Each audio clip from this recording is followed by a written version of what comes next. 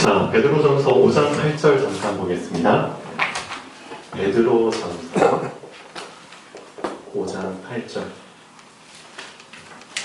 자, 이 말씀을 외우고 계신 분도 계실 텐데요.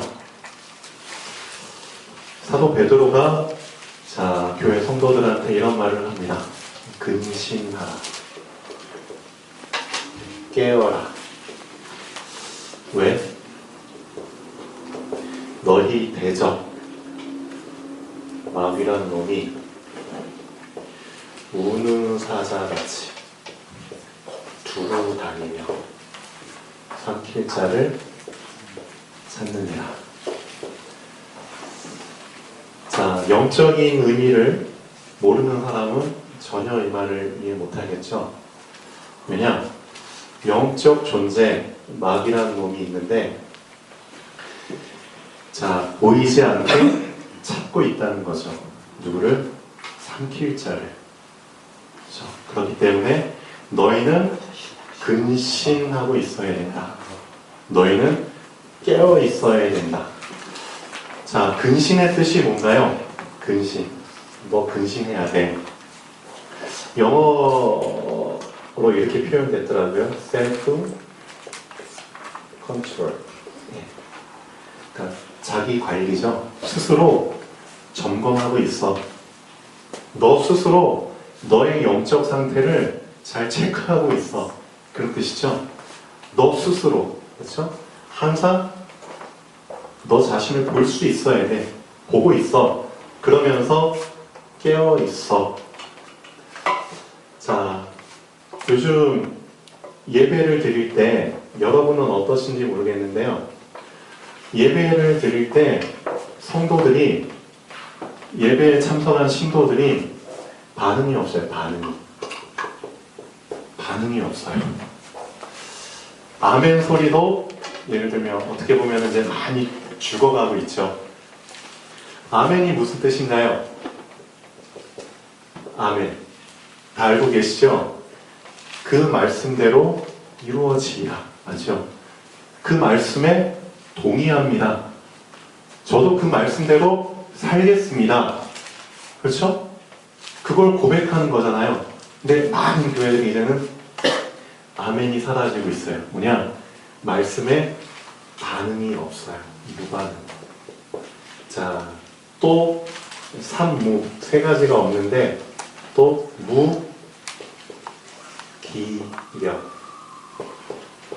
예배 시간에 좀 생동감 넘치고 막 살아있어야 되는데 다 그냥 졸린 사람들처럼 동태 눈가를 하고 앉아있어요. 무기력. 또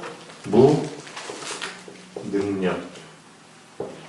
말씀을 안 믿으니까 당연히 능력이 안 나타나죠. 말씀에 나의 믿음을 들이지 않으니까 능력이 없어요. 요즘 한국교회와 세계교회에 나타나는 산무 현상입니다.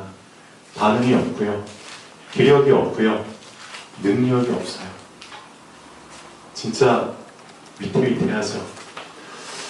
말씀을 성경에서는 생수로 표현을 합니다. 물로 표현을 하거든요.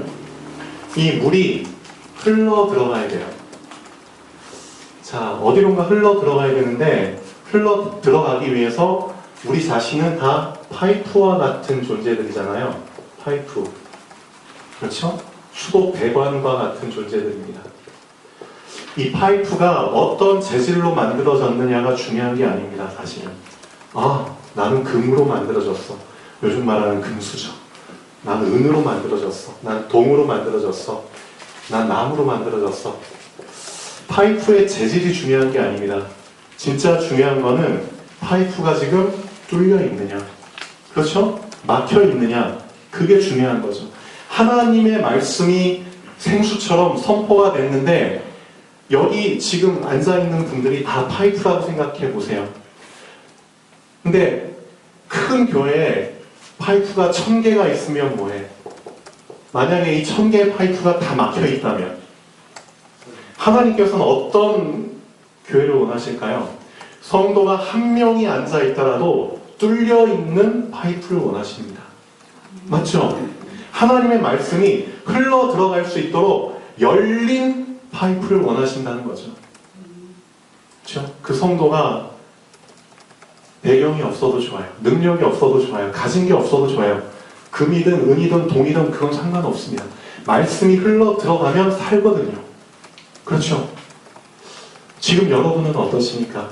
분명히 말씀이 선포가 되고 있어요. 그 말씀을 여러분은 그냥 꽉 닫은 상태에서 들으실 건가요?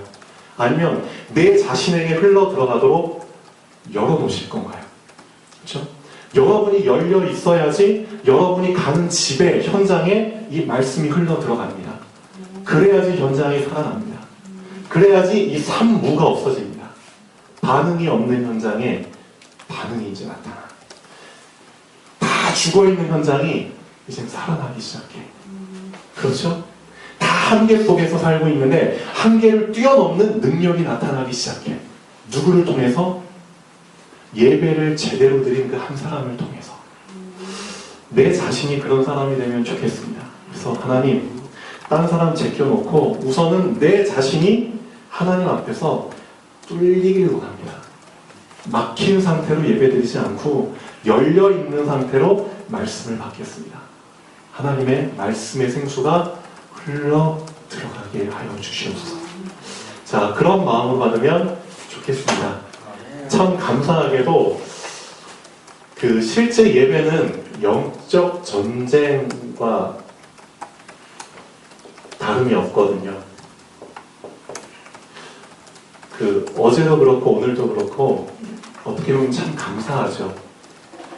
많은 교회들이 지금 잠자고 있고, 그렇죠? 자기 자신을 돌아보지 않은 상태인데 하나님께서는 우리 교회를 축복하셔서 근신하고 깨어 있을 수밖에 없도록 하십니다.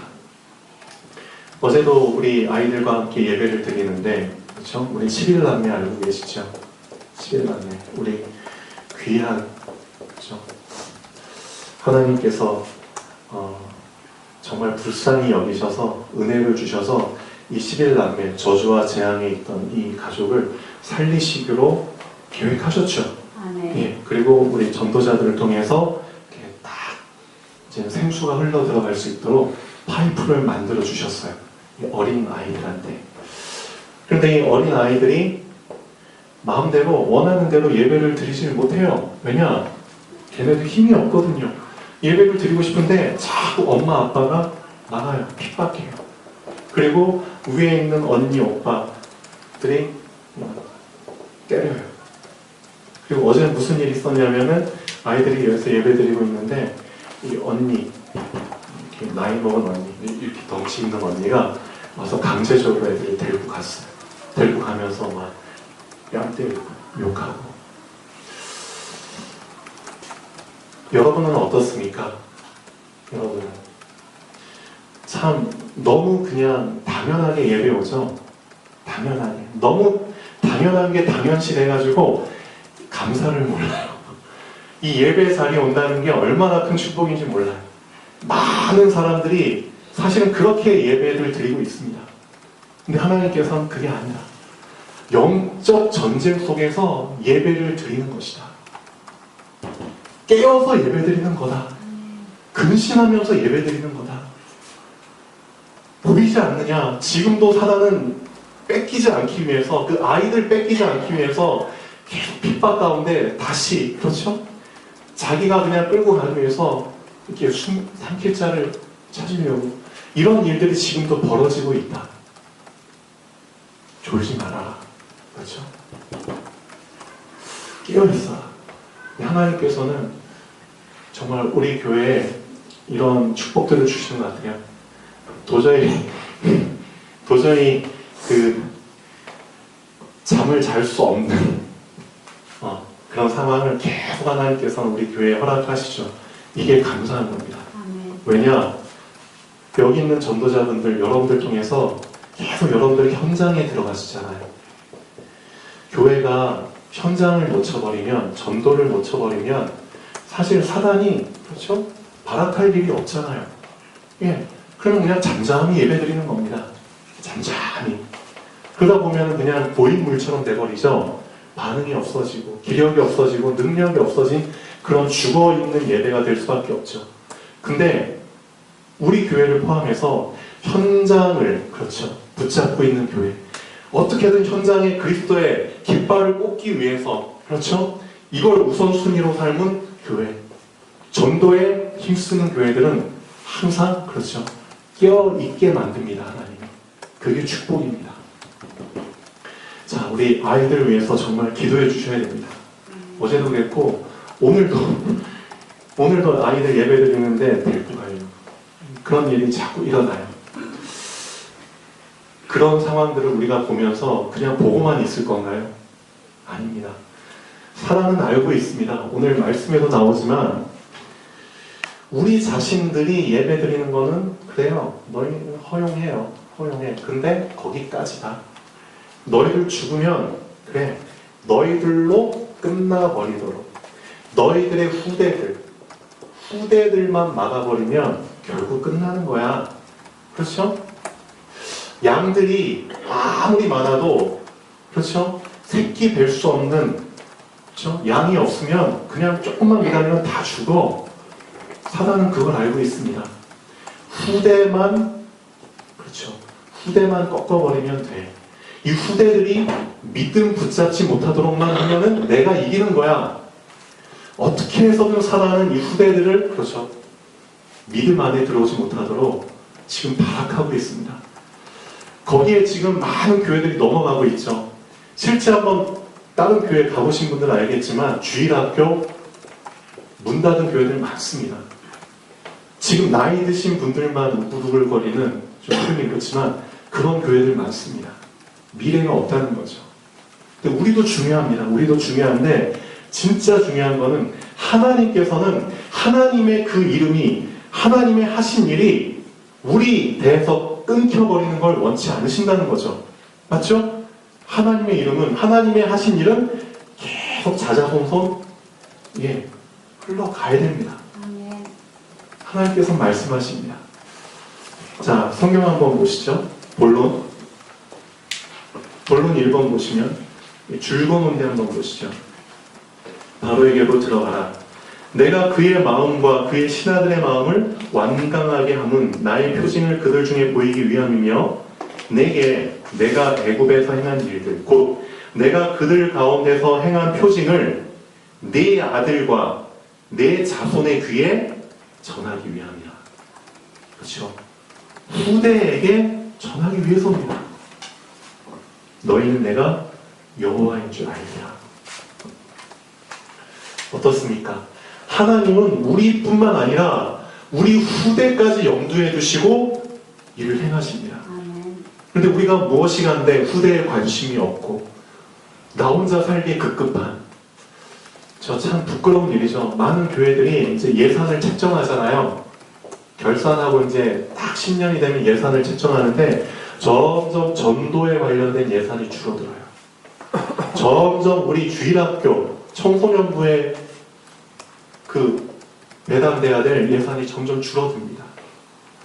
그 교회는 지금 당장 성도가 몇천 명이 되든 중요한 게 아닙니다. 결국은 사단이 이기게 되어 있습니다. 결국은 그 교회는 사단의 놀이터가 될 수밖에 없습니다. 하나님의 뜻과 어긋난다는 거죠. 그래서 알고 계셔야 됩니다. 우리 교회가 작지만 그래요. 우리 교회 1년 예산 그렇게 많지는 않습니다. 그렇지만 감사하죠. 결산할 때마다 우리는 감사하잖아요. 우리에게 있는 헌금, 우리가 드린 헌금들 대부분이 다 전도를 위해서 쓰입니다. 다 랩런트들, 그렇죠? 아이들을 위해서 쓰입니다. 참 감사하죠. 여러분들의 헌금이 이 현장 살리는 그렇죠. 전도와 후대를 위해서 쓰이고 있습니다. 정말 감사하죠. 자, 오늘 8번째 제안인데요. 이 8번째 제안은 다른 제안하고는 좀 성격이 다릅니다. 뭐가 다를까요? 지금까지 피, 개구리, 이, 파리, 돌림병, 악성종기, 우박까지 하셨잖아요. 제안들마다 다 담고 있는 의미가 다른데 오늘 메뚜기 제안은 엄청난 의미가 들어있습니다. 어떤 의미가 들어있냐면은 이거 정말 붙잡으셔야 됩니다. 아무리 가난해도 보릿고개라도 내년을 위해서 뭘 남겨놓나요? 농사하시는 분들은. 씨야. 네. 씨, 무슨 씨라고 부르죠? 종자 씨를. 네, 종자 씨를 남겨놓습니다. 아무리 보릿고개라도. 왜냐? 이게 있으면은 희망이 있잖아요. 그렇죠? 다시 살아날 수 있잖아요. 근데 메뚜기 제안은 어떤 의미가 있냐면 이 종자 씨, 신락 같은 그 희망까지도 완전히 없애버리는 제안입니다. 후대를 없애겠다는 겁니다. 영적으로 봤을 때. 1%의 가능성도 완전히 차단시켜버리겠다는 겁니다. 메뚜기 제안은 그런 의미가 있습니다. 한번 보시죠. 본론. 자, 1번 쭉 보시면은 내가 만일 내 백성 보내기를 거절하면 내일 내가 메뚜기를 내 경내에 들어가게 하리니. 자, 다음 보시면 메뚜기가 지면을 덮어서 사람이 땅을 볼 수 없을 것이라. 메뚜기가 내게 남은 그것, 그렇죠? 곧 우박을 면하고 남은 것을 먹으며 너희를 위하여 들에서 자라나는 모든 나무를 먹을 것이며. 그렇죠? 지금까지 7가지 재앙들이 있었는데 여기에서 살아남은 것들이 있습니다. 그렇죠? 우박 안 맞고 살아남은 게 있어요. 돌림병 그거 좀 면하고 살아남은 것들이 있어요. 근데 어떻게 될까? 남아있는 것들이 이제는 메뚜기 제약으로 인해서 완전히 없어질 것이다. 1%의 가능성, 너희가 믿는 믿는 구석, 하나님 없어도 나는 살아남을 수 있어. 그 믿는 신락 같은 희망 하나도 완전히 싸그리 없애버릴 것이다. 재앙이 발전하면 그렇게 됩니다. 하나님은 그 재앙을 주실 때마다 꼭 말씀하세요. 뭐라고 말씀하셨죠? 내가 이 재앙 줬어. 그러니까 너 정신 차리고 뭐하라고? 나에게로 돌아와. 그러면 그 다음 재앙은 없어. 근데 너 계속 버틴겨? 그럼 그 다음 재앙 줘. 그리고 나서 또 하나님 말씀하십니다. 그래, 이젠 나에게로 돌아와. 너는 나를 섬겨야지만 살 수 있어. 근데 또 버텨먹었어. 그럼 그 3번째 재앙. 결국 8번째 재앙까지 갑니다. 이제는 희망이라는 것 자체가 없어. 그래서 9번째 재앙이 어떤 재앙이죠? 9번째 재앙이 흑암. 네. 그래서 9번째 흑암이라는 재앙이 나온 겁니다. 종자씨 자체가 이제 없어져 버립니다. 그렇죠?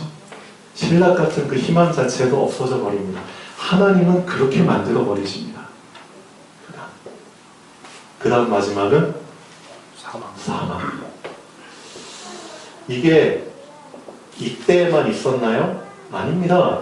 지금도 하나님 거절하고 삘삘대면서 살아가는 이 세상 모든 사람한테 이 10가지 재앙이 그대로 지금 이루어지고 있습니다. 불신자의 그 상태를 보면은 피재앙부터 지금 쫙 진행하고 있습니다. 어떤 사람은 이제 피, 어떤 사람은 5번째, 어떤 사람은 7번째, 어떤 사람은 다 버팅기다가 10번째 불신자로 죽는 거죠. 빌 게이츠인가요? 이런 말을 했죠. 빌 게이츠인가요? 누군지 잘 모르겠는데 가난하게 태어난 거는 네 죄가 아니야. 근데 가난하게 죽는 건 네 잘못이야. 그렇죠? 이걸 영적으로 바꾸면 어떤 의미가 있죠? 불신자로 태어난 건 네 잘못 아니야. 근데 불신자로 죽는 건 네 잘못이야. 맞죠? 하나님께서는 계속 기회 주십니다. 계속 버팅기다가 불신자로 죽는다? 그건 내 잘못입니다. 불신자로 태어나는 건 어쩔 수 없어요. 하나님은 계속 기회 주셨습니다. 그렇죠? 그 기회 붙잡아야죠. 그래서 사단은 이 메뚜기라는 재앙을 통해서 후대를 말살시키려고 합니다. 그걸 우리는 알고 있어야 됩니다. 지금 우리 자신만 잘 먹고 잘 살고 그게 아닙니다. 그게 아닙니다. 후대를 그렇죠. 살려야 됩니다. 자, 본론 보시죠. 바로 이 신하들이 그에게 말하되 어느 때까지 이 사람이 우리 함정이 되리이까. 신하들이 제대로 봤죠. 왕은 아직도 애굽이 망한 줄을 알지 못하시나이까. 오히려 신하들이 지금 현실을 직시하고 있습니다. 빨리 보내소서. 이러다 우리 다 죽습니다. 무슨 뜻이죠? 빨리 재앙이 여기에서 끝나게 해 주십시오. 더 이상 재앙이 진행되면 이제는 희망 없습니다. 그렇죠? 더 이상 자존심 부리지 마시고 하나님께로 돌아오라는 겁니다. 누가복음 한번 보겠습니다. 왜 하나님의 말씀이 선포됐는데도 사람들이 불순종하느냐? 이유가 있습니다. 자, 누가복음 5장 1절에서 11절까지 한번 보시죠. 이 말씀 한번 나중에 시간 날 때 좀 깊이 묵상을 해봤으면 좋겠습니다. 누가복음 5장 1절에서 11절까지 보면 아주 의미 있는 내용이 나옵니다.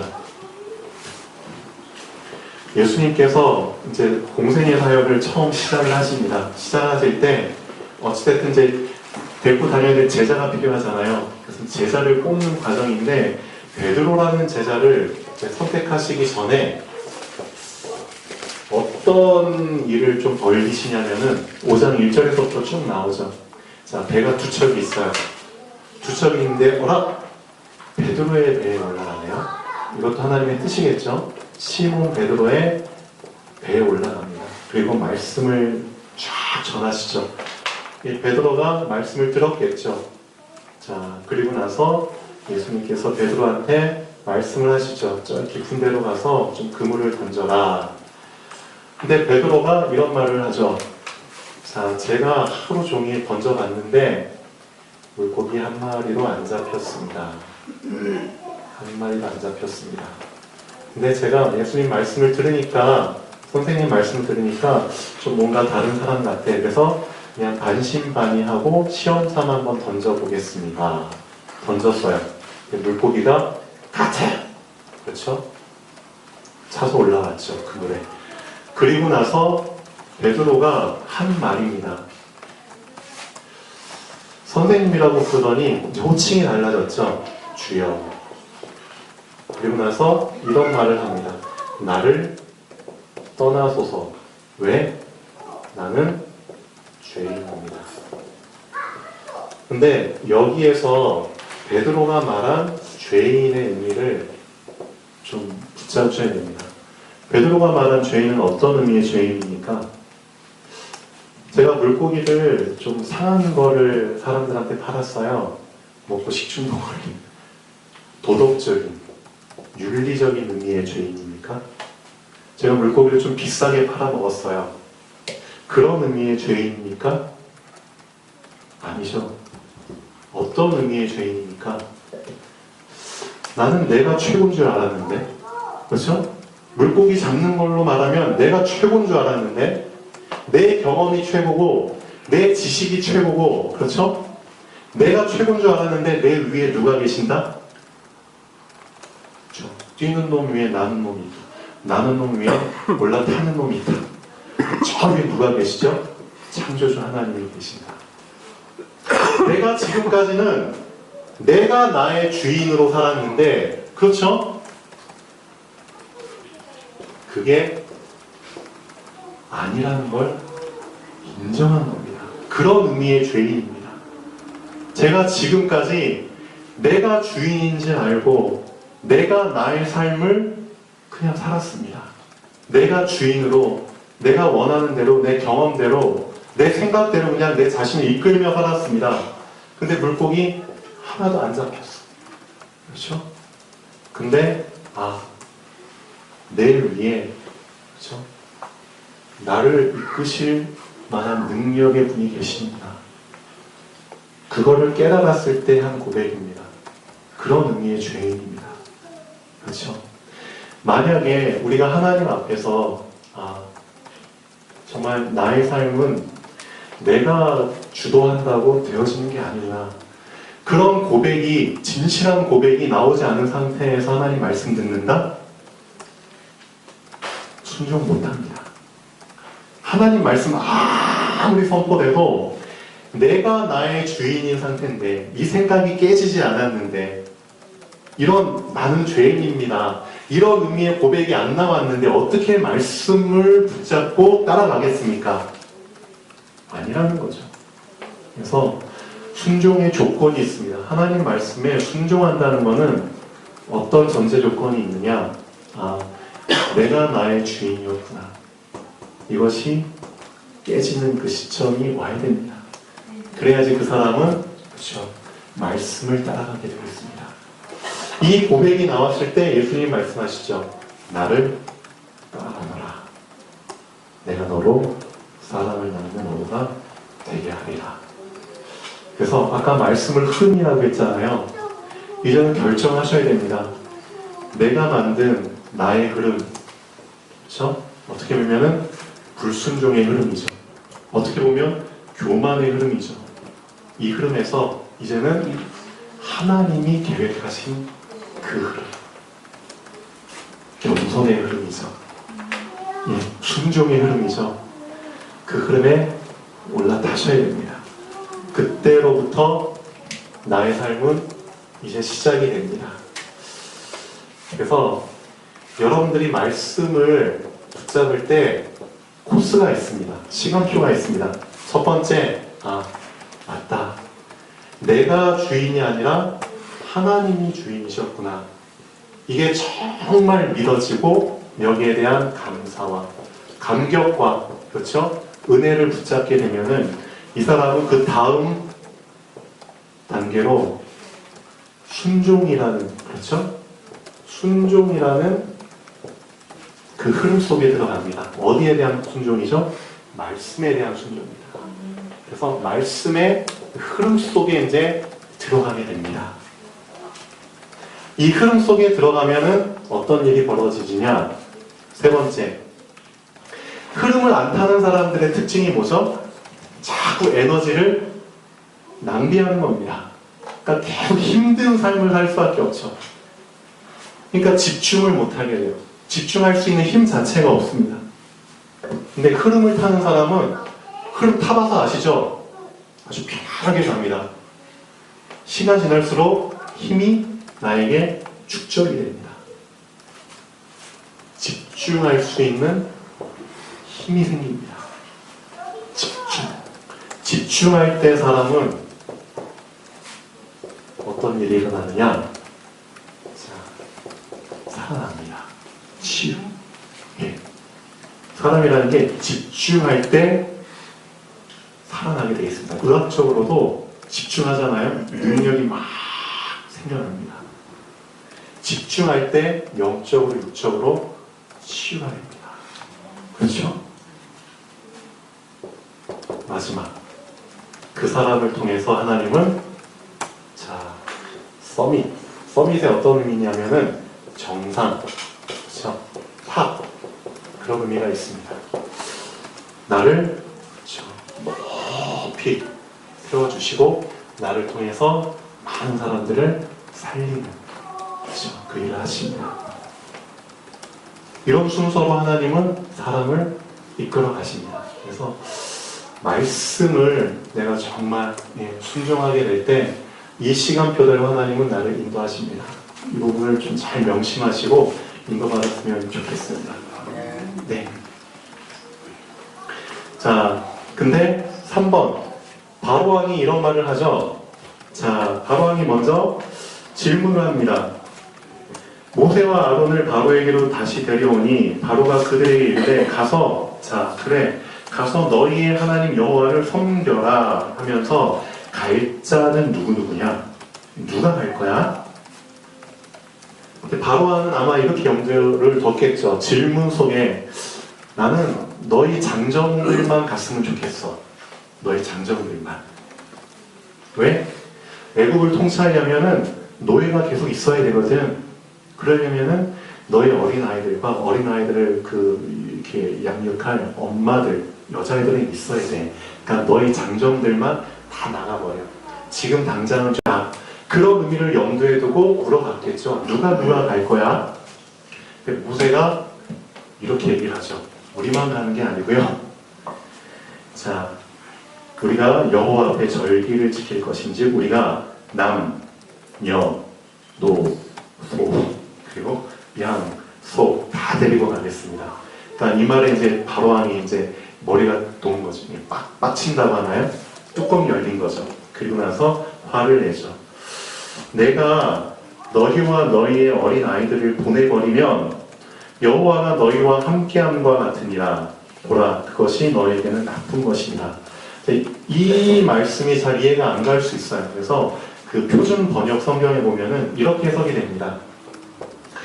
너희가 암만 하나님께 기도해서 하나님이 감동을 나한테 주셔서 내가 너희와 여자와 어린아이까지 다 보내게 할 것 같이 한번 그렇게 기도해봐라. 절대 안 될걸? 그런 의미입니다. 너희가 암만 기도해서 해본들 나는 그 일을 절대 허락을 안 할 거야. 너희 생각이 참 너무 뻔뻔하구나, 악하구나. 표준 세번역엔 그런 의미로 해석이 되어 있습니다. 어쨌든 바로왕은 어떤 마음이라고요? 처음부터 아이들과 여자아이들을 보내지 않을 생각입니다. 왜냐? 그래야지 자기가 이기니까. 메뚜기 재앙. 참 재밌죠? 메뚜기 재앙의 시간표에 바로왕이 한 말입니다. 의미가 딱 맞죠. 후대만 내가 꽉 잡고 있으면 내가 이겨. 자, 그렇게 하지 말고 너희 장정만 가서 여호와를 섬겨라. 이것이 너희가 구하는 바 아니라 이 그들이 바로 앞에서 쫓겨나리라. 자, 결론 한번 보시죠. 하나님은 지금 우리가 살아있는 현재, 우리가 지금 살고 있는 현재만 우리는 염두에 두죠. 근데 그렇지 않습니다. 하나님은 그렇지 않고 그렇게 역사하시지 않습니다. 하나님은 후대까지 여호와 하나님의 행하신 일과 그 이름이 전달되기를 원하십니다. 바로왕의 어린아이들은 남겨두고 장정만 가서 여호와를 섬기라고 한 말 속에는 믿음의 후대를 끊어버리면 자신이 이긴 것이나 다름없다는 그 계산이 들어있죠. 지금 한국과 전 세계의 교회는 후대를 끊어버리기 위한 사단의 전략, 사단 문화. 그래서 많은 청소년들이, 어린아이들이 사단 문화에 완전히 빠져버렸습니다. 특히 영상, 영화, 인터넷, 컴퓨터, 휴대폰 완전히 빠져버렸죠. 그게 더 좋은 거예요. 가상현실까지 이제는 막 나타나고 있어요. 그런 가운데 점점 많은 아이들이 영적인 부분에 관심이 없어지죠. 그리고 점점 교회로부터 멀어집니다.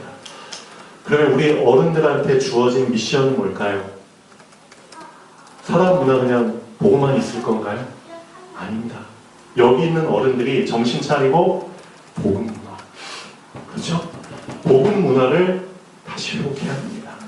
예. 그러기 위한 사명을 우리 센터교회 성도님들한테 주셨습니다. 그래서 우리 성도님들 현장에 나가서 계속 이제 말씀 전하시잖아요. 한 가지 부탁을 드리겠습니다. 우리 아이들, 저 뒤에 있는 아이들, 지금 지하에서 놀고 있는 아이들, 우리 후대들 정말 마음에 품고 같이 계속 기도해 주십시오. 복음 문화를 회복하는 것이 우리에게 주어진 사명입니다. 네, 기도하겠습니다. 살아계신 하나님 아버지,